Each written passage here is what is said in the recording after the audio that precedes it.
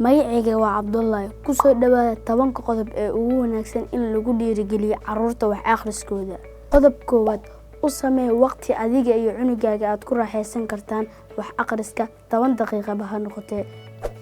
Qodobka labaad: u ogolow cunugaaga in uu doorto wax uu akhrinayo. Carruurta aad waxay u jecel yihiin waxa ay akhrinayaan in ay ayaga xiiseeyaan. Qodobka saddexaad: hogaami cunugaaga si aad tusaale ugu noqoto. Inaad cunugaaga wax ku hor akhrisato sida jaraa'idka waxay gacan weyn ka geysanaysaa kobcinta fikradda akhrinta. Qodobka afraad: adeegso codkaaga marka aad wax wada akhrisanaysaan. Isku day inaad isticmaasho codad kala duwan adigoo matalaya jilayaasha. Qodobka shanaad: weydii su'aalo. Weydiinta su'aalaha cunugaaga waxay ka dhigaysaa inuu xiiseeyo akhrinta.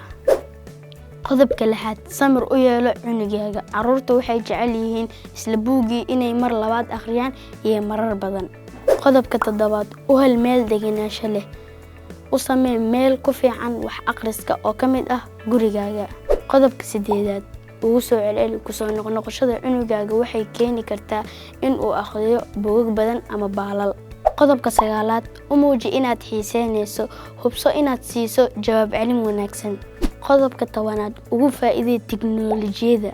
Adigoo isticmaalaya tiknoolajiyadda waa hab kale lagu dhiso xiisaha buugaagta. Waa 10 qodob aan soo aruurinay taasoo ka caawinaysa in ay carruurta wax akhriskooda u fiicnaado. Mahadsanidin.